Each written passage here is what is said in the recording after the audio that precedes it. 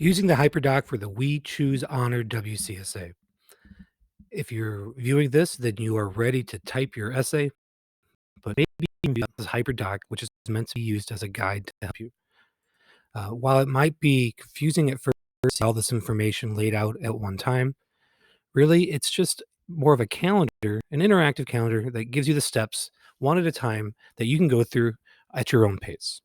At the top of the doc, I have additional copies of the prompt, the rubric, and graphic organizers, which have also been posted on the website, which have also been posted in Google Classroom.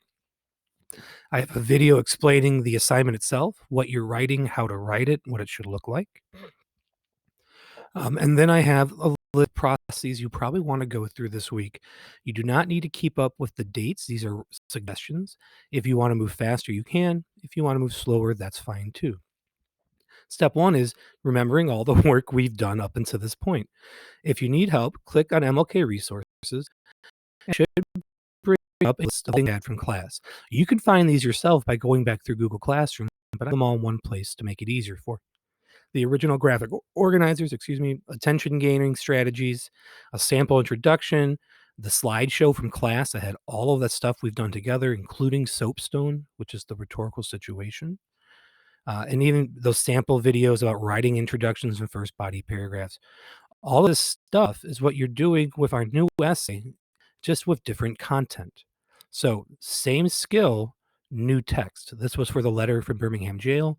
We need to apply it to E10 WCSA's We Choose Honor, the essay he wrote about 9/11. If you feel comfortable, you remember what it is we're doing and how we're doing it, then you need to take out your copy of We Choose Honor. You got a copy in class and you used it for your reading CSA. In fact, you should not be starting the WCSA until you have reviewed your answers to the test on this essay, because the information on the test is the information you can use in your essay. So if you were correctly able to identify some appeals or some rhetorical devices in the test, you can use that as content for your essay here. Double dipping, if you want to call it that. If you lost your text, you can take a copy by clicking here. That will pop up Eli WCSA's We Choose Honor. It will ask you to make a copy. You could either print this article and then handwrite your notes on it, or you can make your own copy and do that digitally through highlighting and Google Comments. Either way, you want to go back through and check for moments where you can find ethos, pathos, and logos, rhetorical devices, tone, all the things we're doing so far. Once you've annotated, you're going to want to outline. Using the graphic organizer, I put a copy here. As always, you have in Google Classroom. These are made specific for you, so type into them. The ones here, you'll have to make a copy and then type into it.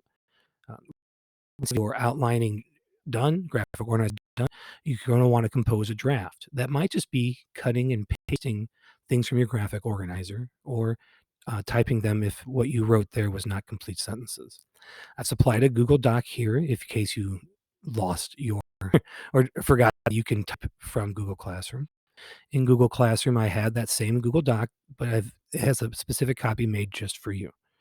You'll be turning this document into Google Classroom as a rough draft in order for me to give back.